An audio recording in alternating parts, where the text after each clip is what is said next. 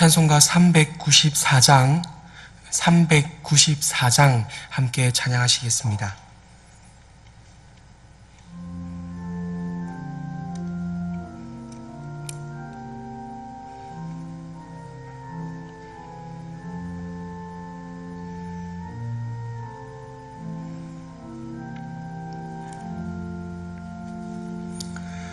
이 세상의 친구들 나를 버려도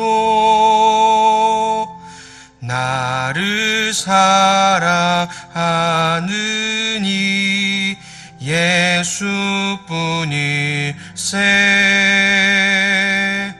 예수 내 친구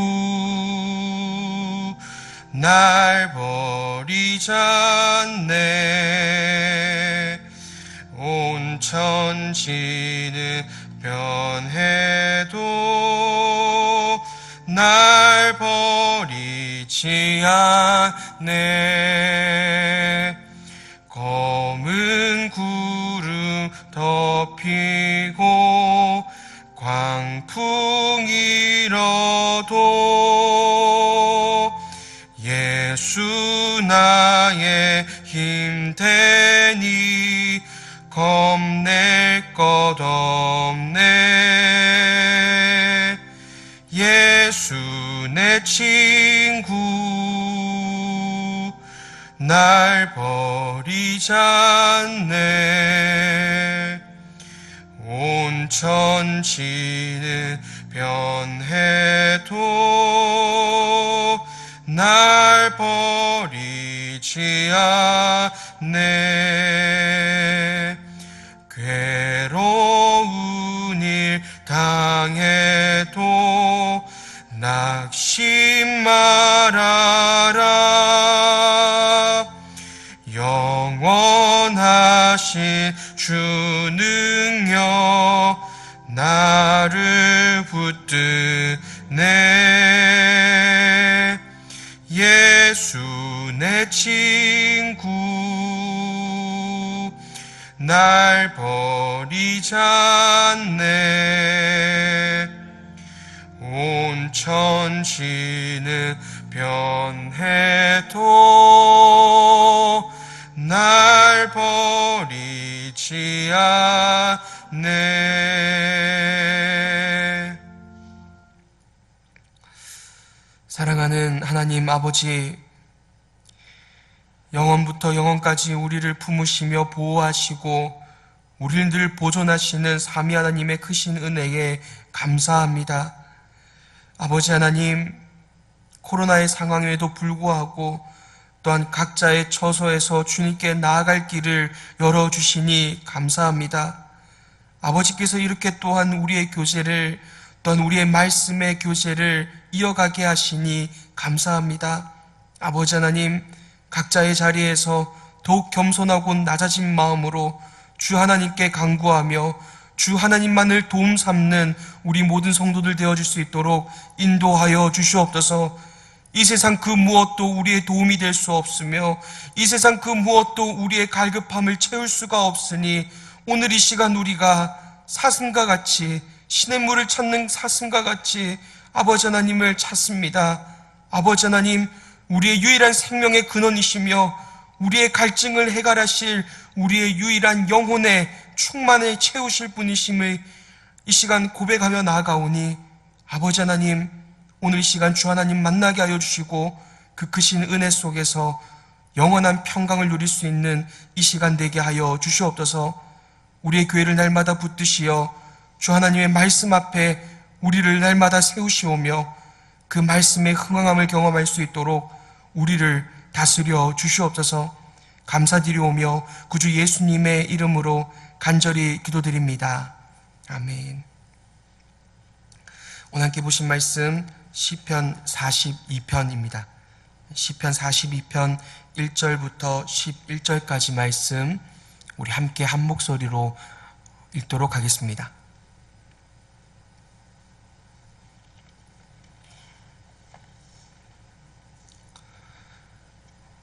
하나님이여, 사슴이 시냇물을 찾기에 갈급함같이 내 영혼이 주를 찾기에 갈급하나이다.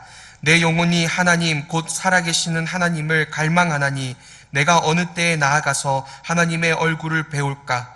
사람들이 종일 내게 하는 말이 내 하나님이 어디 있느뇨 하오니 내 눈물이 주야로 내 음식이 되었도다. 내가 전에 성의를 지키는 무리와 동행하여 기쁨과 감사의 소리를 내며 그들을 하나님의 집으로 인도하였더니 이제 이 일을 기억하고 내 마음이 상하는도다. 내 영혼아, 내가 어찌하여 낙심하며 어찌하여 내 속에서 불안해하는가?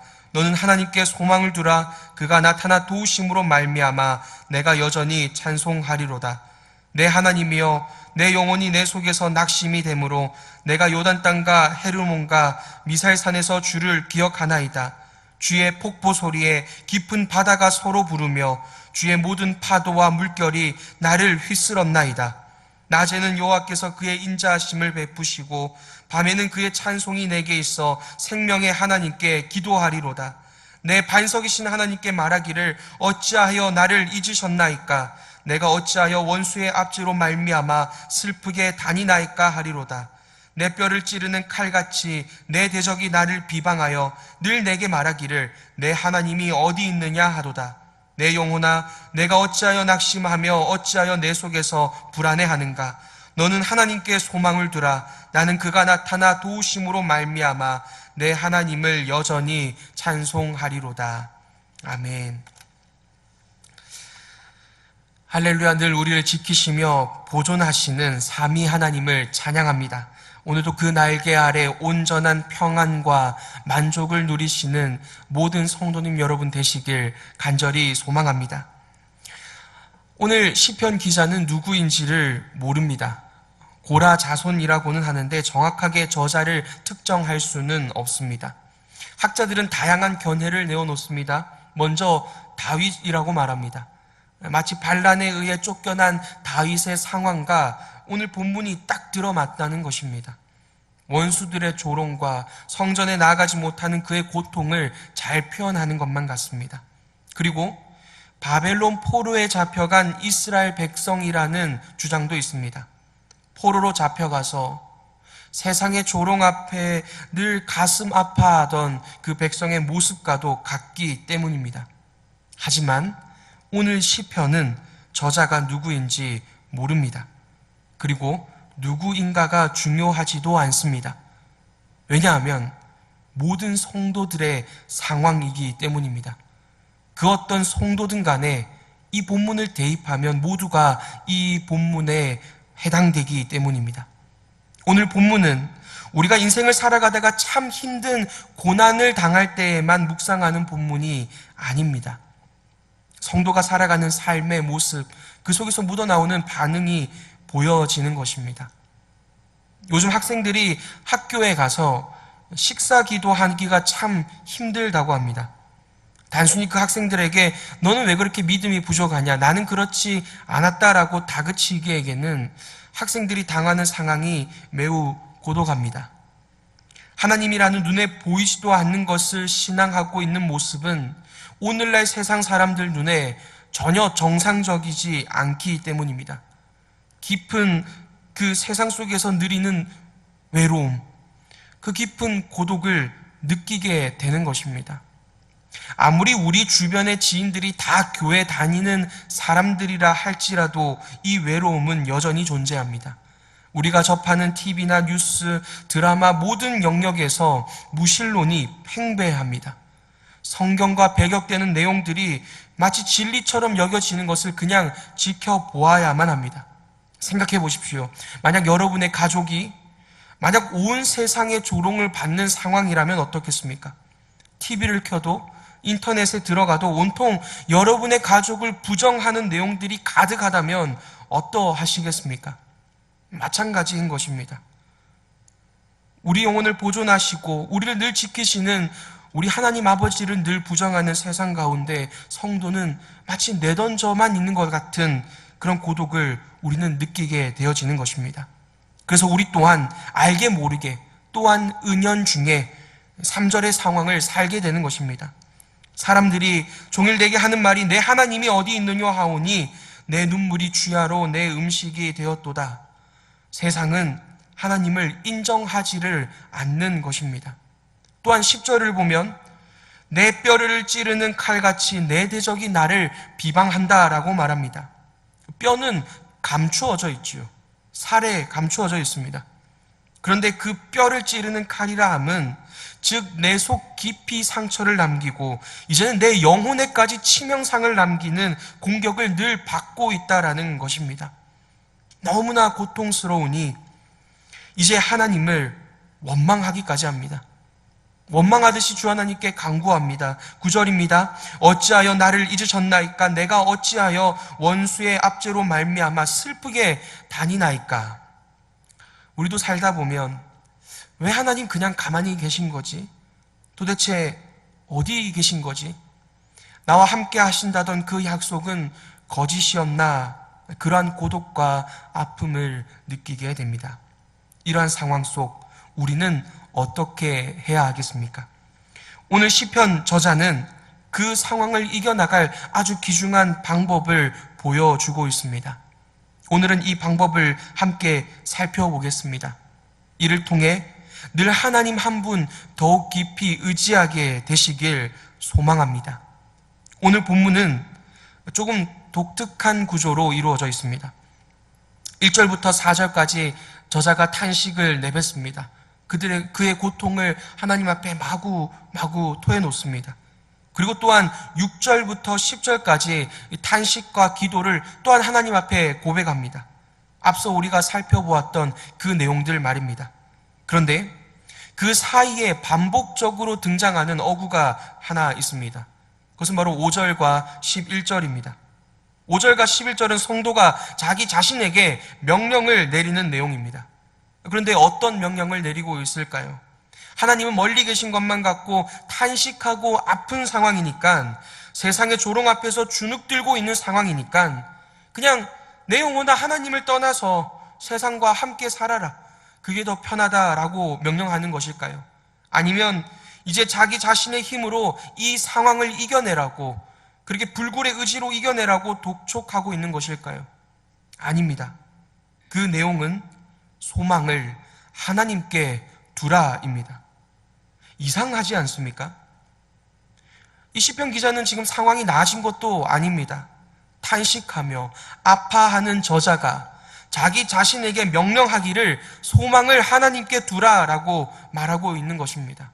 왜 그런 것입니까? 그 이유는 다양한 것들이 있지만 오늘 본문에서 등장하는 대표적인 이유 하나는 바로 기억했기 때문입니다. 무엇을 그가 기억했겠습니까? 지금까지 이어져 온 주 하나님의 보호하심을 기억하였습니다. 4절을 보면 예전 예배하러 올라갔을 때를 저자는 회상합니다. 그런데 어떤 소리를 내며 하나님 집으로 올라갔다라고 말하고 있습니까? 기쁨과 감사입니다. 감사는 절대 혼자 할 수 없는 것이지요. 받은 것이 있을 때에, 그리고 그 받은 것이 자신에게 도움이 되고 기쁨이 될 때에만 감사라는 것이 생겨납니다. 하나님께서 쏟아주신 은혜 때문에 그 은혜가 나를 살리고 내 영혼을 일구어 가시는 것을 경험하며 그것이 나에게 너무나도 행복하고 좋았으니 기쁨과 감사가 넘쳐났습니다. 그리고 그 넘쳐났던 소리를 내며 주 하나님 집으로 올라갔던 그때를 기억하는 것입니다. 6절에도 마찬가지입니다. 낙심이 되어 있는 상황 속에서 누구를 기억한다고 말하고 있습니까? 누구를 묵상하고 있습니까? 참 힘겨운 상황에 자신의 상황을 묵상하며 자신에게 빠져들지 않고 다시금 주를 기억합니다. 그렇기에 5절과 11절 끝부분은 이렇게 끝납니다. 나는 그가 나타나 도우심으로 말미암아 내 하나님을 여전히 찬송하리로다. 개인적으로 여전히 찬송하리로다라는 이 번역은 참 아름다운 것 같습니다. 지금까지처럼, 그리고 또 다시 나는 찬송하게 될 것이라는 말입니다. 찬송이 무엇입니까? 받은 은혜에 대한 반응 아닙니까? 그렇게 요한계시록 14장 3절은 이렇게 말합니다. 땅에서 속량함을 받은 14만 4천 밖에는 능히 이 노래를 배울 자가 없더라. 하나님 앞에서 부르는 새 노래, 지금까지 이 땅에 없던 그 새로운 감격과 찬양의 소리는 오직 속량함을 받은 자만 할 수 있는 것입니다. 사실 시편 저자가 어떻게 구절의 원망 같은 강구를 내뱉을 수 있었겠습니까? 그의 태도는 너무나도 당당합니다. 너무나 당당하게 하나님의 도움을 요구하고 있는 모습입니다. 한번 생각해 보십시오. 옆집에 있는 사람이 갑자기 찾아와서 돈을 내어놓으라고 말하는 것이 말이 안 되지 않습니까? 그런데 우리의 자식들이 돈을 달라고 요구하면 분명 그럴 자격이 없을 것임에도 불구하고 그 말은 당연한 요구로 받아들여집니다. 시편 기자는 하나님은 나의 도우심, 나의 보호, 나의 피난처이심을 아주 분명하게 기억하고 있는 것입니다.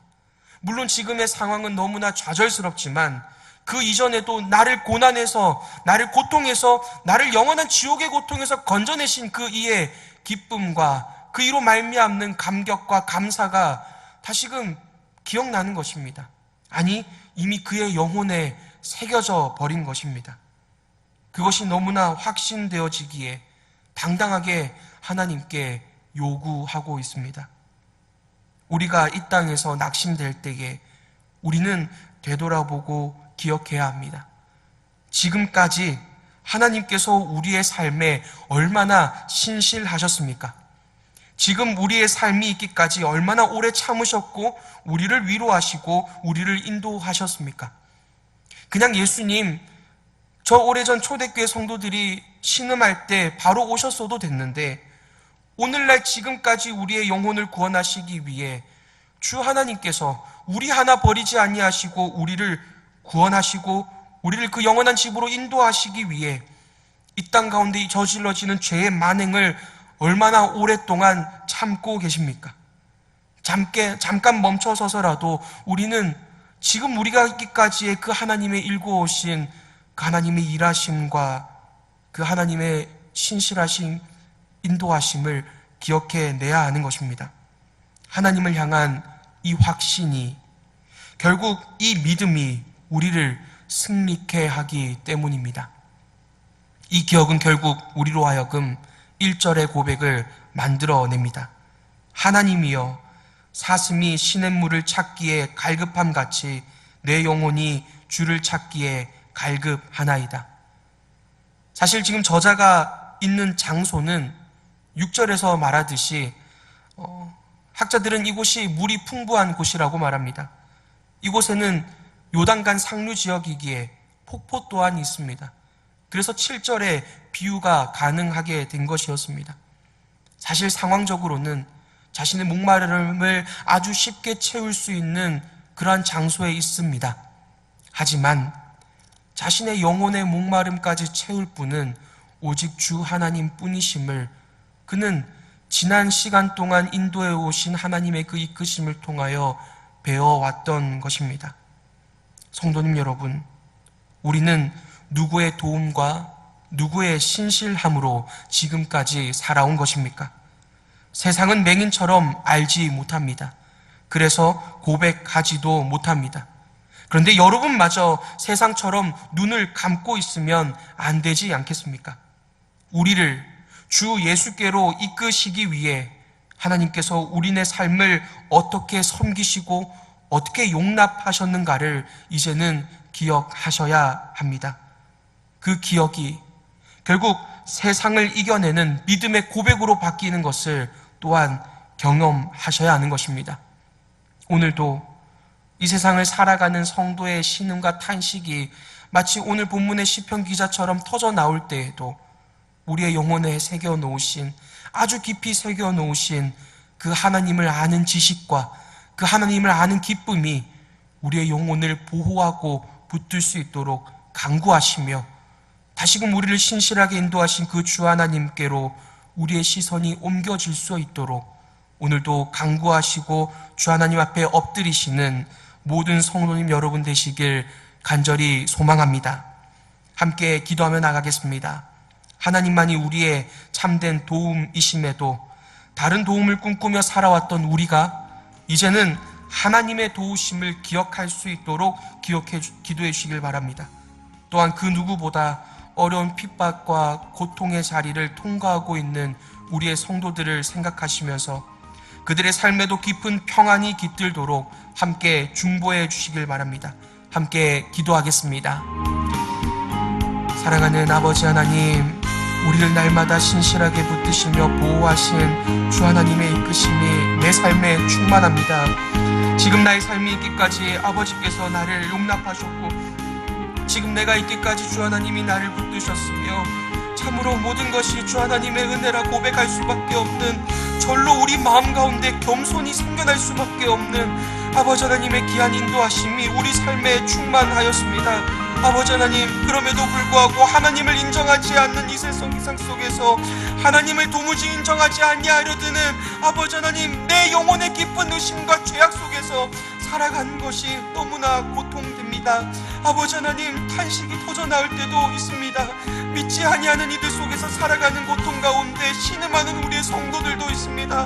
아버지 하나님, 하지만 지금 당당히 주님께 구하옵기는 주 하나님만이 우리의 도움이시며 주 하나님만이 우리의 삶을 신실하게 이끌어 오신 우리의 유일한 아버지 하나님, 우리의 유일한 소망이시오니 아버지 하나님, 내 영혼의 주여 우리의 소망이 되시고 오늘 하루도 주 하나님을 기억함으로 말미암아 성도들 이 세상을 이겨낼 담대함을 허락하여 주시옵소서.